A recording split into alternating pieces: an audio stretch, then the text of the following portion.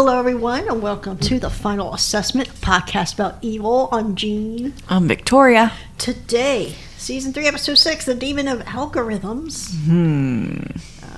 So we pick up, they had gotten shooed away from this collapsed building case to a girl that is possessed and eating glass. Okay. I think her name is Candace. Candace. Yes. She's like, she's got the growl and everything going. She's like, I don't need an exorcism. Kristen's like, well, that's cool because I'm the psychiatrist. So. Yeah, and I mean, you can see the cut in her mouth and the stitches. It all looks very real. It is real with her. So yes. It's legit. She's like legit been eating glass. Yeah, she wasn't told to eat the frosted glass. She was eating the real shit. And, well, Ben very quickly sees that her phone is set up on the bookcase and it's streaming. This thing is called VidApp. They even say, well, like, it took over after TikTok or whatever, you know. In the world of the show, it took over after Yeah, TikTok. because, you know, they can't use real things. Right. But, the thought is that the mother is streaming all this because she's getting a lot of traction. Yes. In the meantime, we find out there was no hanky-panky with Leland. He was not being a weird, touchy man. He was apparently there. The official story, he is a weird touchy man, but the official story, he was there at the request of a teacher, so they're not going to really do anything about it. Yeah, and we're sure the teacher was on Leland's payroll. Of course he was, yeah, or another demon or whatever. Yeah. So the demon of schools. The demon of school.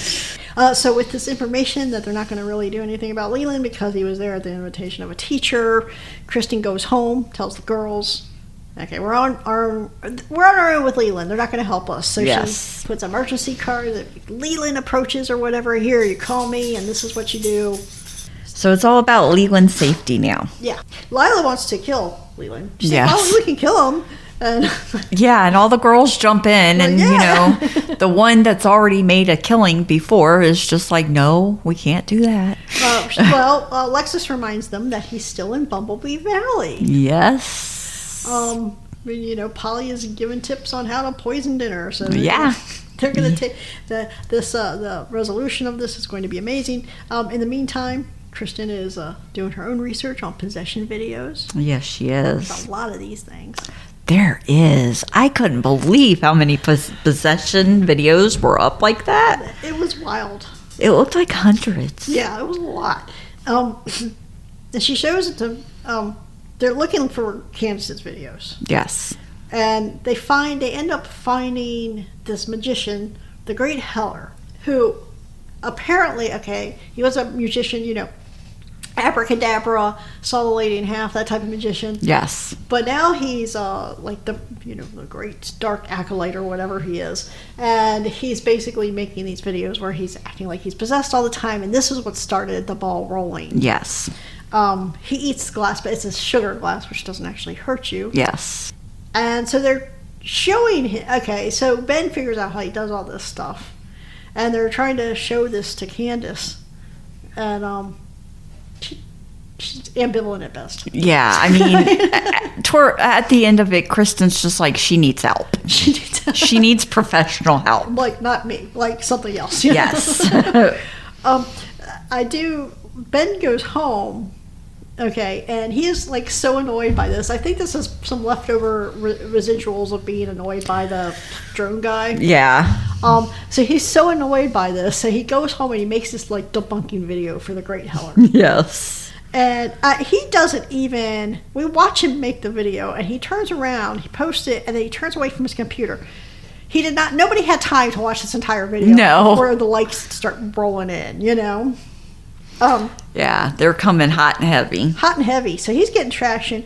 Meantime, it's funny because you're kind of watching them all fall into these the pits of their algorithms. Like Kristen is, she's getting all these notifications about, you know, making margaritas and, you know, mom tips. Mom tips. And David's getting, you know, it's hard to be a priest, especially a black priest. It's hard to be celibate. How would you know, David?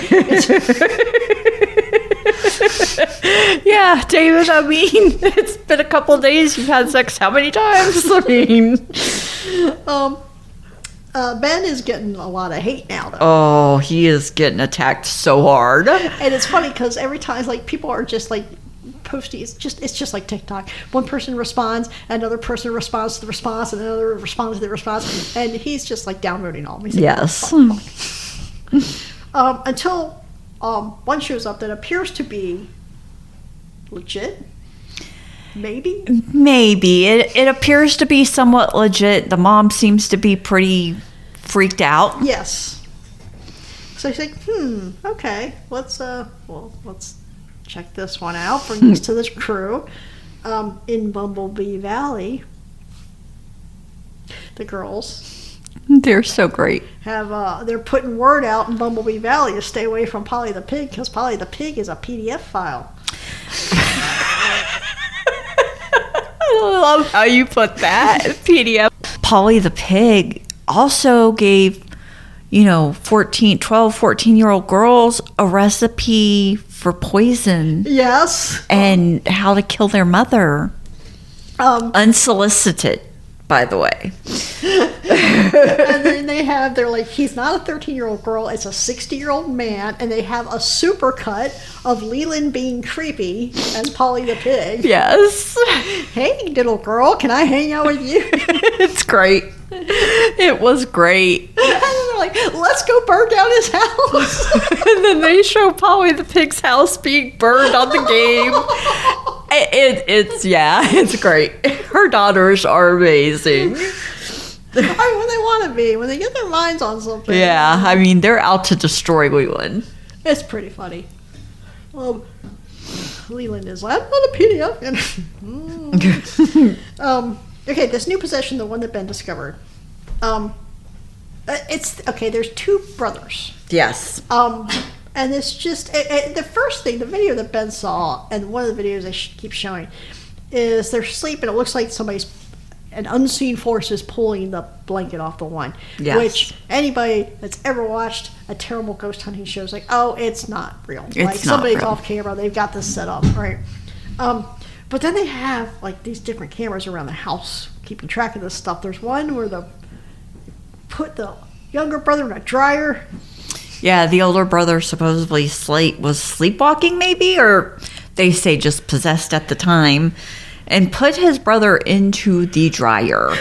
But the mother heard something and caught it before the older brother could turn on the dryer. That was like... Well, I mean, maybe, I'm giving her the benefit of the doubt. Well, she's on high alert because she knows they're psychopaths, so maybe Yeah, I mean, our dryer's outside our door. I think I'd hear something too, maybe. And then, they have a little nod to The Exorcist here where the younger boy starts peeing himself right in front of her. Yeah, they're sitting there. Kristen's just talking to him, and all of a sudden you just see this puddle. That was just like, oh, this is, remember that? You're going to die up there. Remember that? So Ben's doing the Ben thing. He's like, well, this house is built on a slab, and slabs are never perfectly even because of the way things settle and the way the concrete's poured and dries and blah blah blah. Yeah. Which he knows because not only is he a computer expert, not only is he a genetic engineer, he's also apparently a construction contractor, and he knows how this stuff works. But he's rolling this ball, so you can tell that the house is it's not quite square. Yeah. The problem is, so the house is tilting east, and the ball is rolling west. The ball is rolling uphill. Yeah. So that doesn't. So that's a problem. Yeah, that is a problem. That doesn't make sense. Why? Yeah, so it couldn't have been that for the bed. Right. Because the bed was going the same way. Right. Ben's going. He's just he's indulging in watching all these videos of people complaining about him. Yeah. Anyway, so Kristen is watching more mom videos. Drinking. She comes upon the girl. She discovers that the girls have replaced their rules or her rules with their rules. Her 10 Commandments. I did notice this one on there. I didn't notice it before, but I noticed it this time when she flipped it around. One of them was, what would Beyonce do? But it's so funny. She sees it. She turns around. She sees it. She's like, nope. And she wipes it clean. David is still watching priests that are like, I can't stop thinking about Tinder. I can't stop watching online porn. And meantime, the Kristen demon is what I'll call her. The Kristen demon is sitting on his bed like, come on, big boy. I want some more David. And he's like, you're not real. I mean, you were acting like your dick thought she was real a couple nights in a row.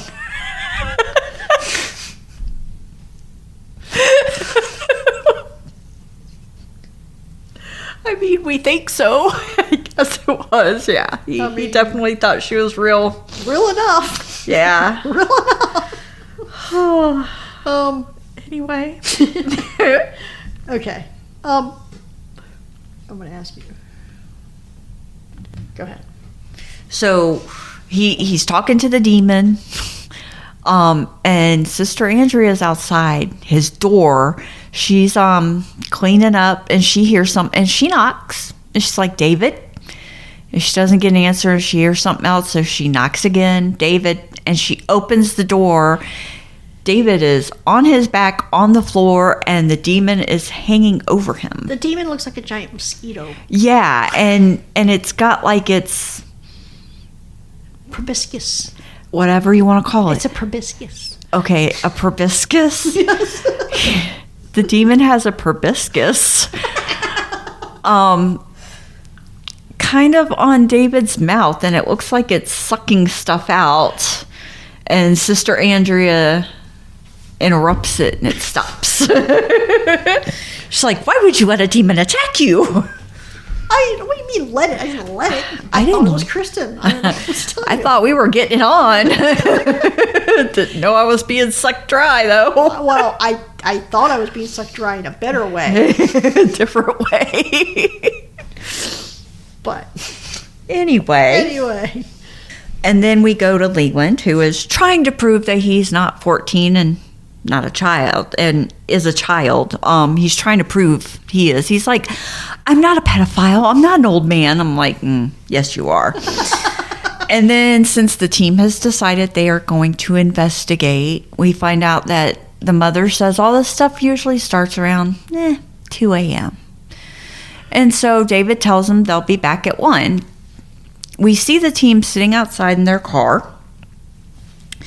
They're just hanging out, looking, seeing if anything's going on inside. All of a sudden, a live stream starts in the house. The kids have scratch marks all over the backs. The mom has a scratch mark on her stomach. The team runs in, and they're seeing all this pandemonium going on. They're seeing all these scratches. And so David decides she needs an infestation exorcism. But they're not going to bring back that one asshole. Oh, no, they're not. Yeah. That's not happening. What about Mr. Oh, no. My enemy or whatever. Yeah. And then the next thing you see, Kristen's in bed, and she decides she's going to call Andy. Yeah.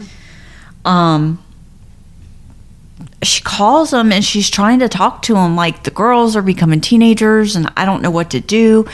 And Andy's just barely talking to her, and every time he goes to talk to her, you can see him like looking off to the side of the screen.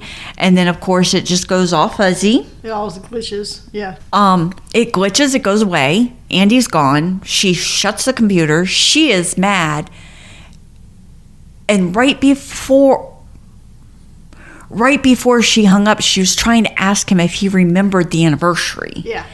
And it hung up too quick. Well, all of a sudden you see Leland, and he's like, is it their anniversary? And Cheryl's like, no, they got married in November. And he's like, what's the anniversary? You know I don't like surprises. And you're sitting here and you're like, what is going on? Next thing you see is Leland walking into this closet with Cheryl behind him. They have Andy. In a bad way.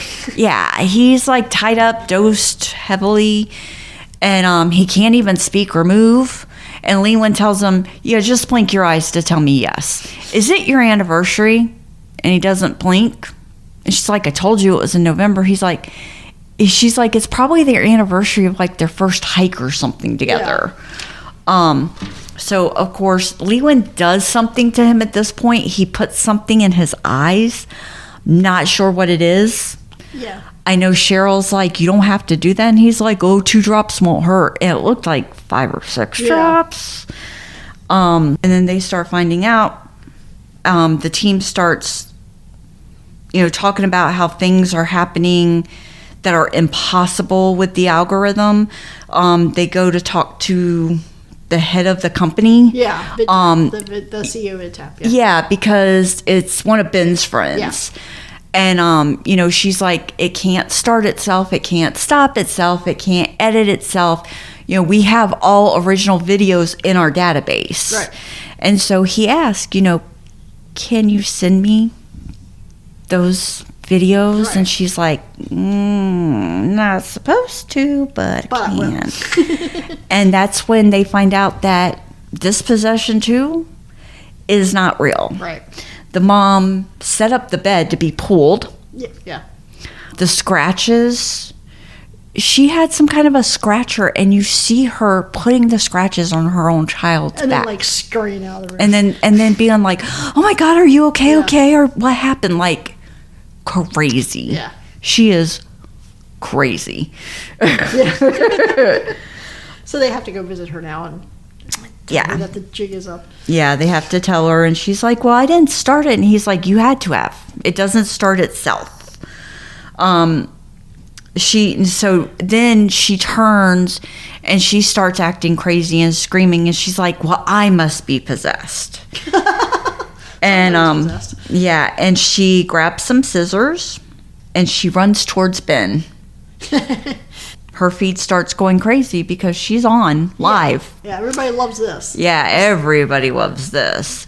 And then we flash back to the Monsignor, who I loved this one area. Yeah. The Monsignor tells Leland, we thank you for your months of service. But he has seen the video. He's seen the video game. They what they did is they traced his IP. Mm-hmm. So they know that he's Polly the pig. Yep. I think what's great about this scene is, Leland's like, but I'm not doing this. I'm not a PDF file. I'm not doing this stuff. And the Monsignor's like, it's not, whether you did or not is not really the point. It looks bad. Yes. And like, we're gone. You're done. You're done. But I like it because this is the same bullshit game that Leland has been playing to fuck up with Kristen and David and all them. Yeah, and Leland is furious, but it's great. Oh, God. Well, he goes back to his office and he destroys his desk. Yes, he does. Glass top desk. And Cheryl's there. Yes. And he says he's going to make 4 little girls into 4 little orphans. Yeah. I don't think Cheryl doesn't really react. She doesn't. She at times defends Kristen, but this is not one of them. I read it differently. I read it as we're getting a weird picture of her. She doesn't like Leland, right? Yes. She's over Leland. And yes. Right now it's trying to get what she can get from him, which is whatever the stuff Edward's doing to her, Yes. And I mean, I think it's like a purely transactional relationship now, but she doesn't like him anymore. Yeah. But I think this thing with Kristen is, I think she didn't react. I don't think it's because she is like, whatever, do whatever to Kristen. I think it's because she's like, okay, well, if I react, I won't know what he's going to plan. I won't see it coming. Yeah. And I won't be able to help her. Yep. Or stop him. Yeah. I mean, I don't know. She particularly, she doesn't have like completely, I mean, like when I say, okay, she doesn't want what's best for Kristen in the traditional sense of what a normal mother would want for their child, but she doesn't want Kristen to be harmed. And she certainly doesn't want it to be done by Leland. Yeah. And she doesn't want those girls to be harmed either. Right. Which we'll have an interesting picture of that coming up in the next couple episodes. Yes. And then Kristen's phone is going crazy. It's buzzing with videos. It just won't stop. I'm like, just turn off your notifications, girlfriend. Yeah. And then we see Cheryl sitting in the room with Andy. She's clipping Andy's nails. And she tells him that she will keep him updated on the kids, but that they are all doing better and that they're better off without him. But she does take him to task for his dry cuticles.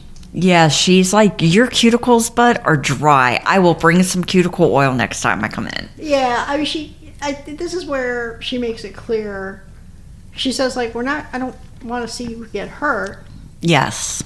I mean, this is a very much, I'm not going to hurt you. I'm just going to bash your brains in. Like, yeah. We're not going to hurt you, but we're definitely going to kill you. Yeah. Like, you're just going to disappear, and everybody's going to be happier. Yeah. She's not wrong, but... yeah, I mean, she's not. These are the happy Andy times. But man, I mean, once in a while, Leland's mostly a buffoon.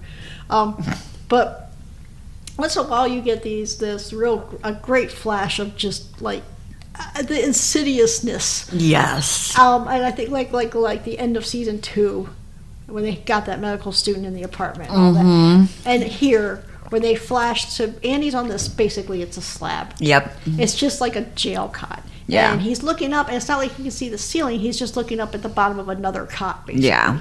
And there's a bumper sticker on it. He can't blink or anything. He's just looking at this thing and says, "This is the first day of the rest of your life." Holy shit. Yeah, that's gotta suck. That is bleak. Yeah, it is. It is. It's very bleak. Again, it feels like we're doing something. This whole Leland Cheryl thing is just, oh, this is a creepy thing. Let's do this. Yeah. Well, but what are you doing? Yeah. I mean, we know we're like they're getting their life. I mean, who the fuck knows what they're doing? What are the eye drops? What is going on? Why are we? Yeah. Well, what are you doing to Andy exactly? What's the deal? Why are you?